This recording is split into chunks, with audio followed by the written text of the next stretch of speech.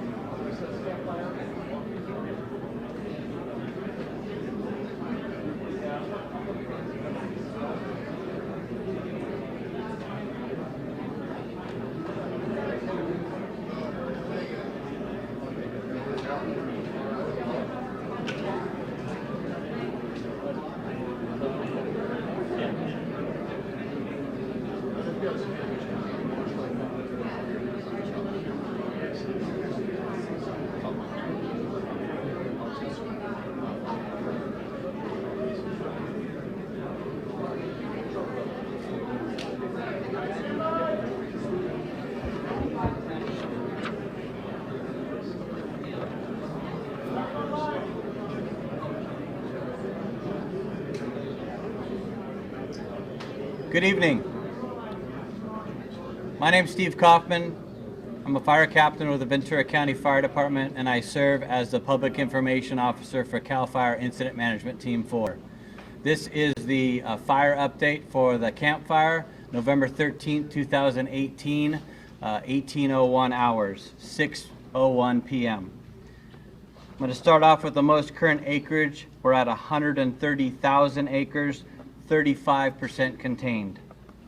Total personnel assigned to the incident is 5,615. Total citizens evacuated still holds at 52,000, and the total sheltered still holds at 1,385. I'm going to go over the numbers of our destroyed and damaged structures. Single family residence damaged, 75. Single family residence destroyed, 7,600. Multiple residence damaged, 11. Destroyed, 95. Mixed commercial residential damaged, 0. Destroyed, 3. Non-residential commercial properties damaged, 32. Destroyed, 260. Other minor structures damaged, 30. Destroyed, 859. Which brings us a grand total of damaged structures to 148. Destroyed structures, 8,817. I'd now like to bring up our Operations Section Chief.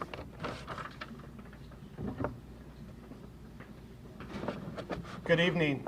Josh Bischoff, Battalion Chief in the Riverside Unit. I serve on Incident Management Team 4 as an Operational Section Chief.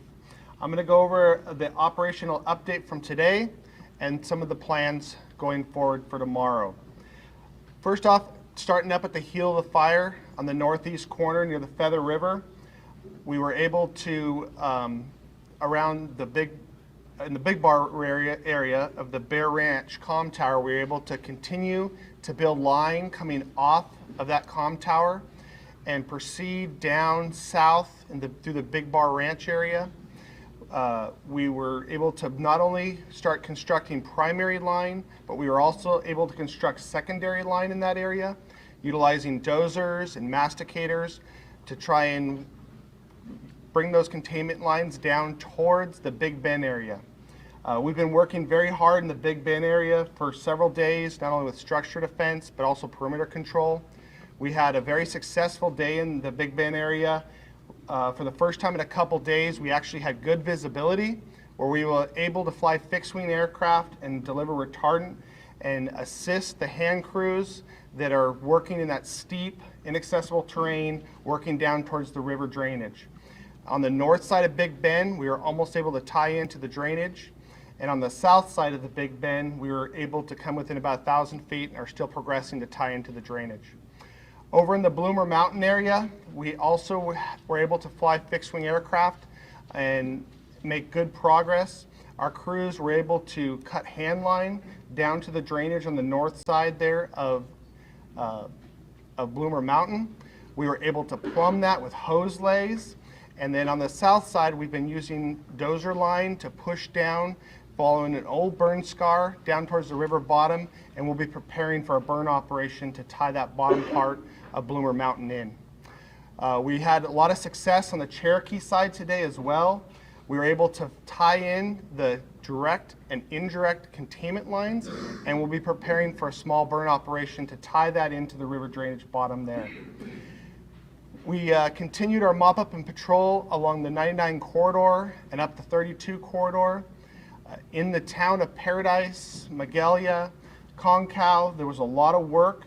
We continue to find hot spots and dangerous, hazardous areas, but we continue to work hard and put a lot of equipment in there to try and mitigate those hazards. In the Santos Ranch area, we also had a successful day. Although we had poor visibility and were not able to fly any aircraft, we were able to make good progress. We have a burn operation planned in there for this evening that will tie in from Helltown up to Nimshu and connect that area below Magalia. Above Magalia, moving towards Sterling City, the fire did continue to progress. We were able to put secondary and primary dozer line around Sterling City to kind of help guide the fire away from Sterling City. We were successful in doing that, and we're continuing to build direct and indirect line across the top and working back down towards the river drainage. Today was a very successful day. However, there was a lot of challenges. The swirling winds and the limited visibility in multiple areas, along with the steep, inaccessible terrain, were some of the main challenges for today. Thank you.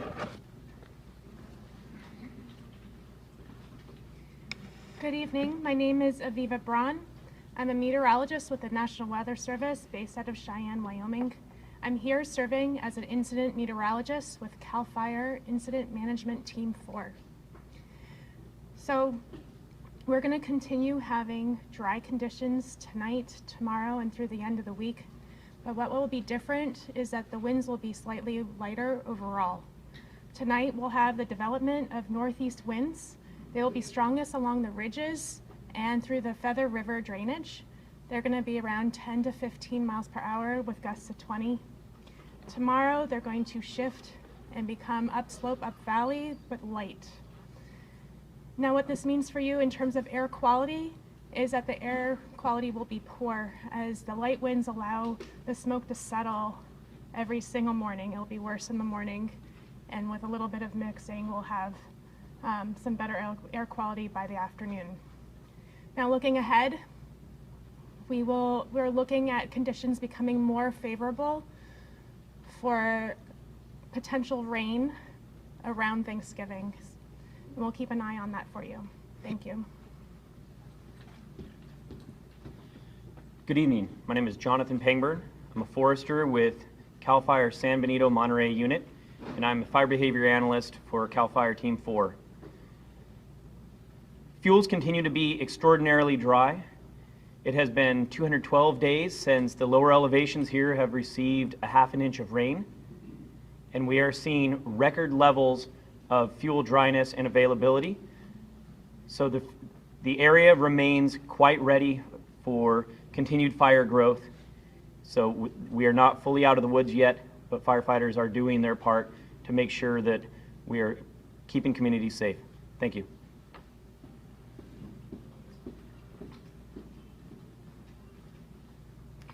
Good evening. My name is Lisa Almaguer, and I'm the Public Information Officer for Butte County Public Health. I'm here to speak with you about how to safely return to your home and property. Our intent is to provide this information to you in advance so you have time to receive the information and prepare. As access becomes available to the areas affected by the Camp Fire, there's important health and safety information that you need to be aware of. First and foremost, residents will be entering these areas at their own risk. Affected areas will have limited to no resources. These include no power, no water, no phone or cell service, and no ability to call 911. There are 4 primary areas of concern. The first is hazardous fire debris.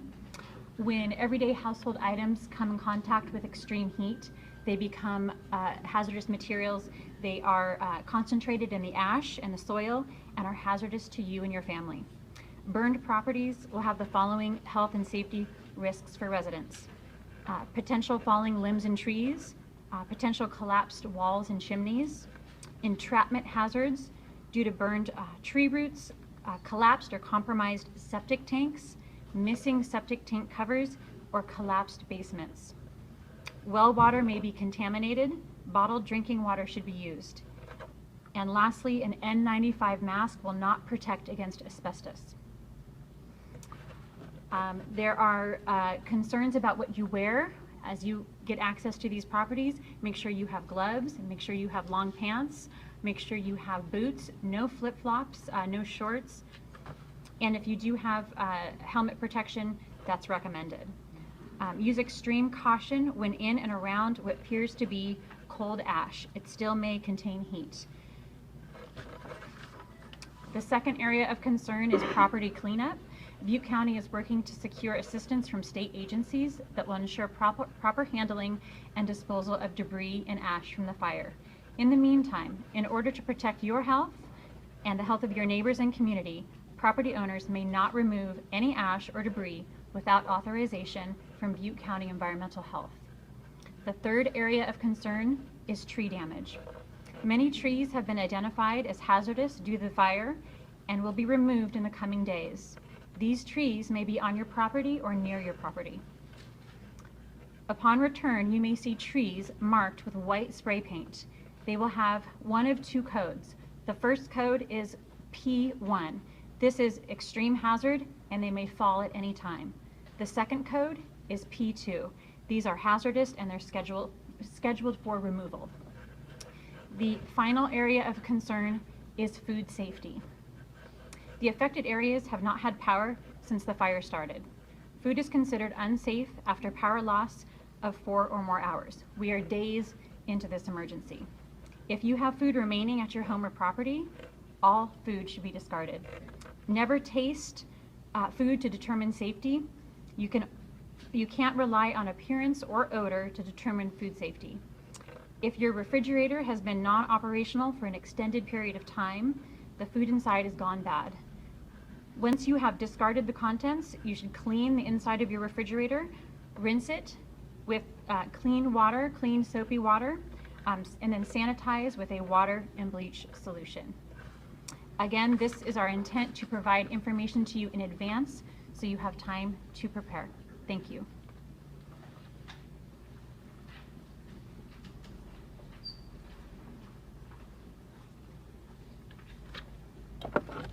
Good evening, everybody. My name is Corey Honey, and I'm the Sheriff and Coroner of Butte County. As I've said in prior press briefings, the information that I have for you tonight is based on the best information I have available today. But as you know, this is an ever-changing situation, and there may come a time where I need to update or correct information as new facts are developed. I'll start off by telling you a bit of good news. Last night, we were able to lift the evacuation warnings that had been issued for the Thermalito area.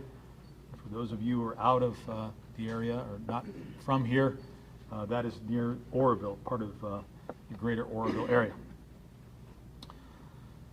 In addition to that, we have a number of campfire-related arrests and other significant events to tell you about. To date, we have had 208 suspicious incidents or calls of suspicious persons or circumstances within the evacuated areas. Of those 208 incidents, 18 of them were specifically reported to be looting. Our law enforcement assets in the area went out and ultimately investigated that. Yesterday, Butte County Sheriff's Office deputies arrested 2 men. The first identified as Jason Burns, age 41 of Chico. The second, Michael Salisbury, age 48 of Reno.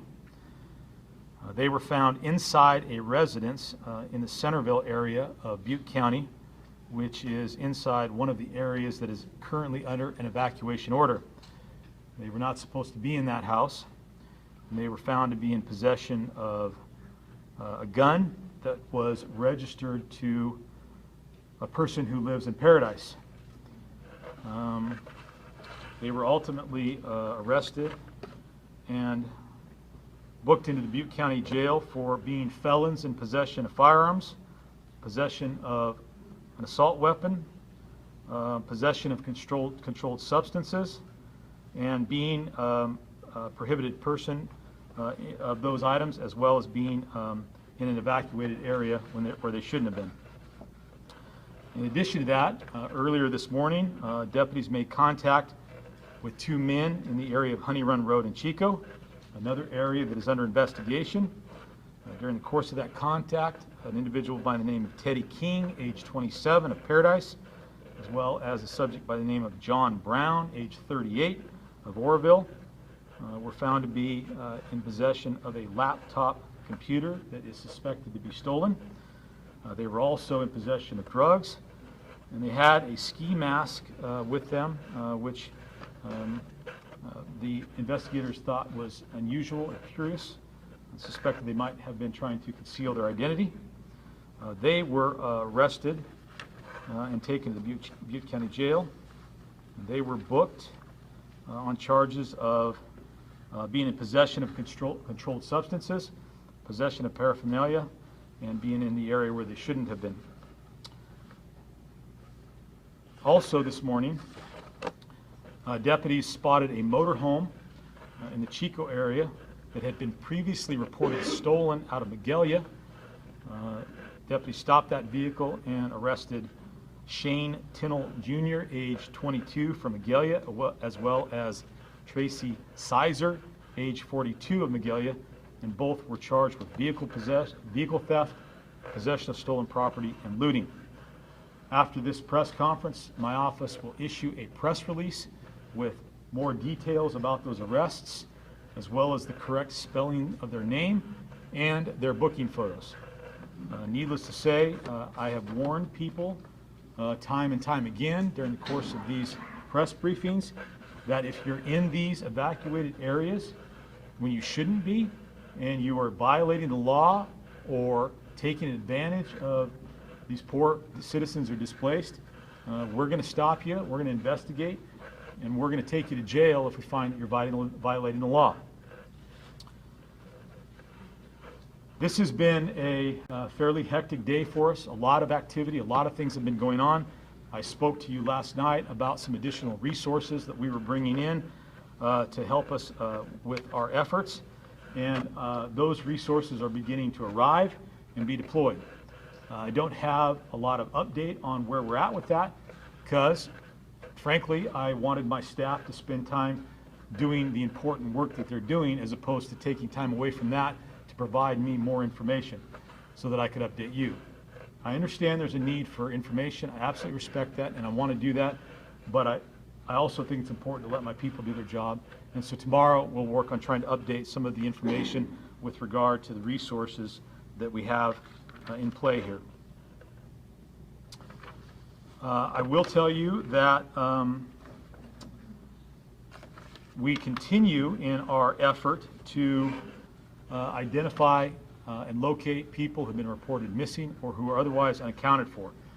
And in that vein, our detectives and the staff working with them spent time compiling a list from all of the calls we have been receiving of those people who are unaccounted for and suspected of missing. We are going to publish that list once we get it completed, and when we do, we're going to ask members of the public to look at the list to determine whether or not they are on it. One of the things that we have found is that there are people out there who their loved ones suspect that they're missing or they're unaccounted for. They report them as missing and unaccounted for, but they don't in fact know that they're missing or that someone is looking for them. And so in that regard, it'll help us close the loop on that. Look at that. If your name is on the list, it means that someone is looking for you. We would ask that you contact the Butte County Sheriff's Office at our missing persons call center at the numbers that I've previously provided. I'll provide them one more time again. Let us know that you're okay so that we can stop our search for you and start looking for someone else. Again, the numbers to the call center are 538-6570, 538-7544, 538-7671, and again, those are all 530 area code numbers. We know that people were receiving busy signals and not being able to get through. We think we've corrected that problem. Our staff is working diligently to answer all of those calls or return the messages. We have received a lot of calls, so there's been a lot of work being done in that regard. In addition to the resources that I told you we ordered last night, today we put in another order for 100 National Guard troops. They will work in conjunction with all of the other assets or resources that we have who are searching for human remains. We've ordered those National Guard troops because we want to be able to cover as much ground as quickly as we possibly can. We're hopeful that by doing that, when the time comes to allow people back into the area, once all of the other safety issues are addressed, then we can be reasonably sure that we have searched the area for human remains. I want to tell you, though, this is a very, very difficult process. And there is certainly the unfortunate possibility that even after we've searched an area, once people get back in there, it's possible that human remains could be found. I want you to understand we're going to do everything we possibly can to diligently search for those remains, but this is a very difficult task. If that were to occur, we would certainly want whoever located those to contact our office immediately so we can get out there and begin a proper investigation. And I know that that's a very difficult thing to think about, but that's the difficult situation that we find ourselves in today. In addition, we are working to expedite the process of identifying the remains so that we can notify the next of kin. And we are going to be working, the California Department of Justice DNA lab is going to be working in conjunction with a private company that has volunteered to bring assets in to help us. That is ANDE, A-N-D-E, Rapid DNA Identification System. They're bringing those assets in as we speak. And what that will allow us to do is quickly generate DNA identifications.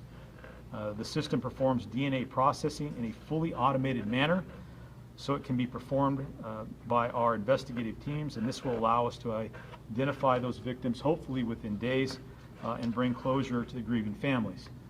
This is, as I understand it, cutting-edge technology. This is a monumental event, and I think it's appropriate to bring to bear as many resources that we possibly can. I want to remind people that due to the ongoing emergency here and the volume of work, and our staff limitations, our main lobby will be closed again tomorrow, but you can come to the sheriff's office and go to the jail lobby to report crimes. My office remains on duty 24 hours a day, 7 days a week.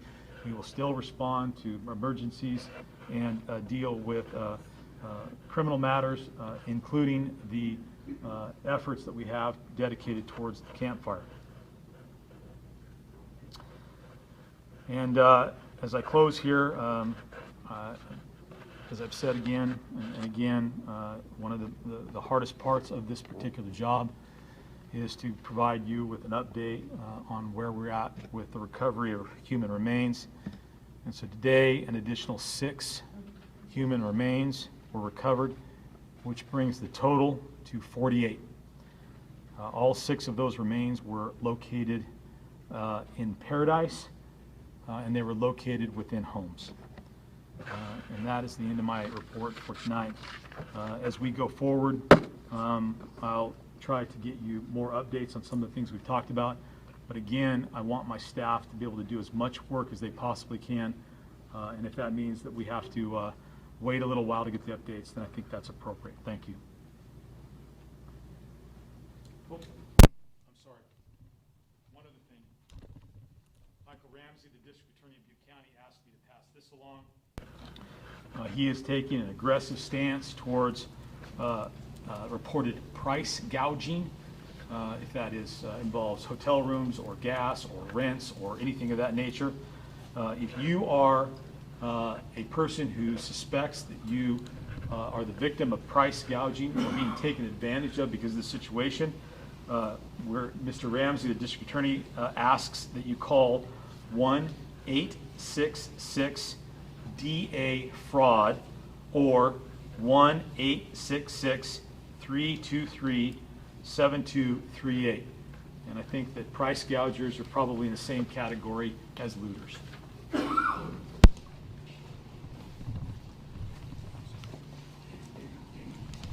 Good evening. My name is Steve Griffin. I work for the United States Forest Service. I'm one of the Unified Incident Commanders. Our agency is here assisting CAL FIRE with the incident and also addressing some of the issues on the public lands. So, thank you. Good evening, and thanks for coming out again. I'm Todd Drum, Incident Commander assigned to CAL FIRE Team 4 and serving as one of the Unified Commanders on the incident. I just have a couple quick items, and then we can get to our questions and stuff. First of all, we've increased the number of damage inspection teams. We have nearly 60 teams out there now. And so hopefully very similar to the message that the sheriff has sent out. We're trying to best staff this incident, but it's an amazing, daunting task to get through at all levels. To that end, there's the work that the sheriff just indicated. We still have over 130,000 acres burning, nearly 6,000 firefighting personnel assigned to this. And it's been an amazing effort for fire and law, the United States Forest Service, EMS, and local government really truly coming along, standing side by side to minimize duplications to best serve this community. Because this, I can tell you, in my 37 careers, is one of the most daunting tasks, just the firefight and the damage inspection alone to best serve the community. And I'm sure that the sheriff would agree that it's probably in the top couple of spots for him as far as a daunting task. And I just want to assure the public that we are along side by side addressing all of those issues. Thank you. So before we open it up for questions, I want to point out a few things. So if you want to sign up to get updates as we release information on the incident, just go to this tiny URL up here. It's tinyurl.com/2018 campfire. You can also, for the public, there's an app in the App Store called Ready for Wildfire. There's 2 different benefits on that app. There's one that's a map of the state of California, shows where the active fires are anywhere in the state of California. And then there's another part of the app that shows the active incidents by name. If you click on the incident name, it will take you to that incident and give you all the information on that specific fire. up to and including any phone number to call and try to get more information from the actual fire itself. With that being said, we will open it up for questions. We'll do it just like we have the last few days, where you will pose the question, I'll repeat the question, and the discipline specific to the question will come up and answer it. Has PG&E given us any notice about when some of the gas or power lines might be restored to the affected areas? So the question specific to PG&E restoring power and gas to the specific threatened areas.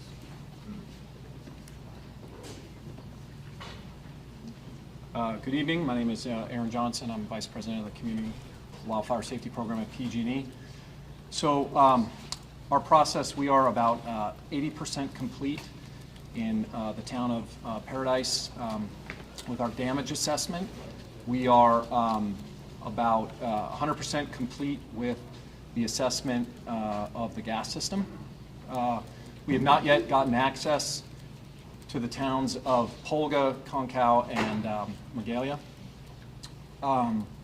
We had yesterday 25,000 customers out of electric service. We got that number down to 23,400 today. We still have 12,200 gas customers out of service. The basic process that we're going through right now is we are trying to restore power in the areas where the fire did not reach, but we had to proactively de-energize some lines at the request of CAL FIRE for circuits that were in danger of being affected by the fire. So we've been able to restore power to a number of those communities. And then right now we are working to restore power to the remaining homes when we're allowed to do so. And then there's been significant damage to the system, and so there's an expectation that we'll have a longer rebuild process after that. Any estimate on the length of that rebuild process? It's too early to say at this time. Has FEMA come to the county yet, and if they have, where are they set up at? So the question is, has FEMA come to the county yet, and where are they set up if they have? Good evening, Casey Hatcher, Butte County Public Information Officer. FEMA has arrived. They're a great federal partner, and they have begun staging out in the Oroville area.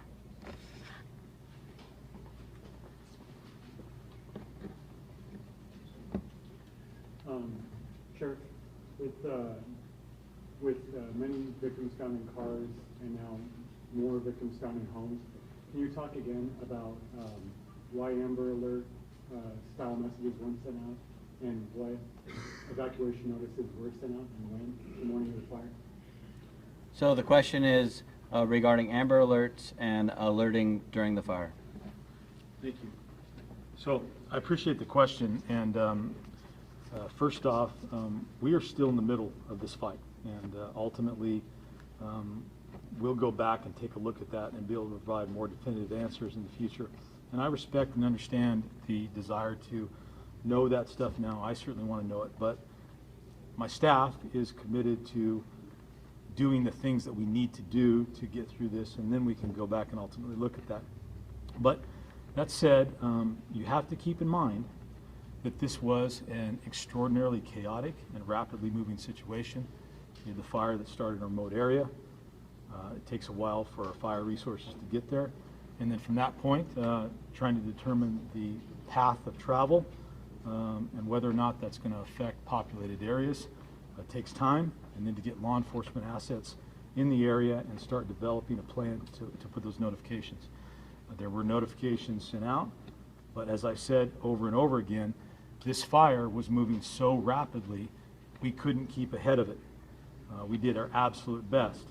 Now, in terms of Amber style alert, we use emergency mass notification system, as well as our efforts to notify people when we're in the communities. We employed that. You also have to consider the fact that this is a remote area, and although we can reach homes with landlines, if there are cell phones, it's possible that the area would prevent it from receiving the signal. I also think it's important to keep in mind this. We were trying to move tens of thousands of people out of an area very rapidly, with the fire coming very rapidly. And no matter what your plan is to do that, no plan will ever work 100% when you're dealing with that much chaos. You also have to take into account that it's possible that people received the warning and didn't immediately act, which may have put them in a vehicle on the roadway in harm's way, but because they didn't take the advice soon enough, time ticked away. And finally, as we've seen time and time again, just because we give a warning doesn't necessarily mean people will pay attention to that. And I don't think it would be appropriate to draw the conclusion that because they were found in their house, that you can automatically assume that they weren't notified. It is possible that they were notified, but they chose not to heed the warning, and we have heard of stories like that. And quite frankly, I think that it's within the realm of possibility that a lot of people were lulled into a false sense.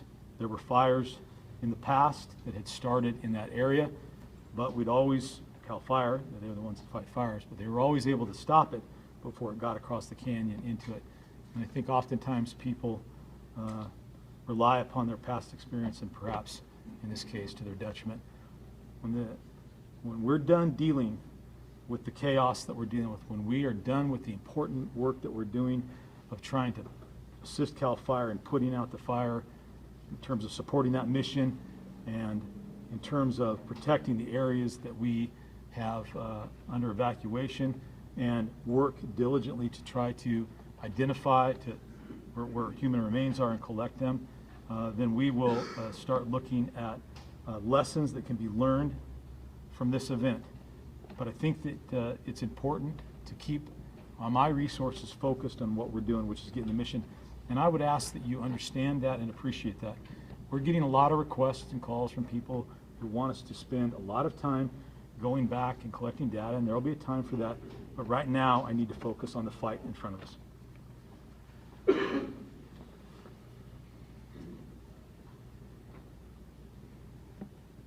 Were all of the remains found today in Paradise? So the question is, were all of the remains today found in Paradise? And correct me if I'm wrong, Sheriff, but you did say that all the remains today were found in Paradise? I'll let your fellow reporters answer the question. What's the answer to the question? Paradise. Thank you.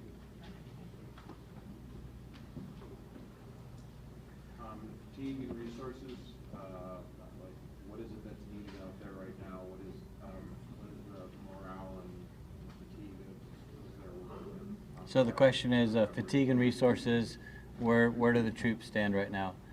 So I don't often feel comfortable talking on other people's behalf. This is the one area that I do feel comfortable talking about, both our law enforcement and our firefighters. For us, this is a passion and a calling. It's not a job for us. And so we're proud and privileged to serve this community. And it's been a month or so since we've had a major firefight, and our firefighters are dedicated committed to this community. And as long as we're here, you can consider us your local fire department. Absolutely. Thank you, sir. That is absolutely correct. I'll echo those, and I will tell you that too, our law enforcement assets are dedicated, and they're out there serving, and we've got a lot of support, and we appreciate that. That said, I have many staff members who are personally affected by this fire, having been evacuated from their homes, and in some cases having lost their homes. I think we're around 30 staff members. And today, I had to make the executive decision to order them to take time off because they wouldn't do it on their own. We had asked them if they would take time off, and they wouldn't do it because they were so committed to this. And so today, I ordered them to take time off because they need to get that. But we're tired.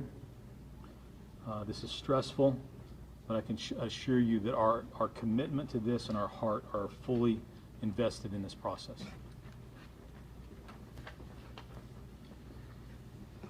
Any update on the cause of investigation into the cause?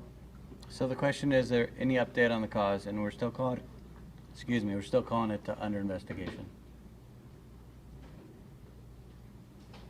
Any update on when people can return home, maybe in the Paradise area or surrounding areas? So the question is there any update on when people can return home? And you want to speak to that? I don't think we have time. Thank you. We don't specifically have a time frame. I suspect in the next few days to come, like I mentioned earlier, and the sheriff has mentioned, we have additional staff coming in to minimize the risk to people, so we can actually make those re-entries possible. We actually have a dedicated team that's a multi-agency, multidisciplinary team working on repopulating areas as they're made safe, just specifically for that task, not just Paradise, but for the rural areas as well.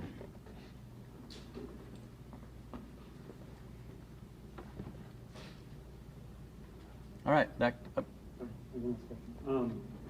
For health, when it comes to the septic tanks possibly contaminating ground wells, how does that work? Is there a way to remediate that? Is there a way to recover from that? So the question is specific to septic tanks and Septic tanks sinking, ground wells, contaminated. and ground wells.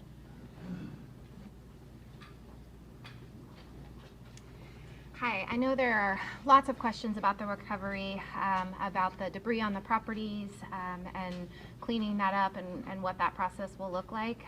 That's a great question, and the county is going to be setting up a local assistance center. We'll have information on that in the coming days, and we want residents to go to that local assistance center and ask those types of questions. So what are the hazards on their property? How can they clean those up? Each situation will be a little bit different, so I hesitate to speak to them specifically, but we really encourage residents to follow our social channels and buttecounty.net for information about that local assistance center and go find out the specifics about cleaning up your property. Thanks.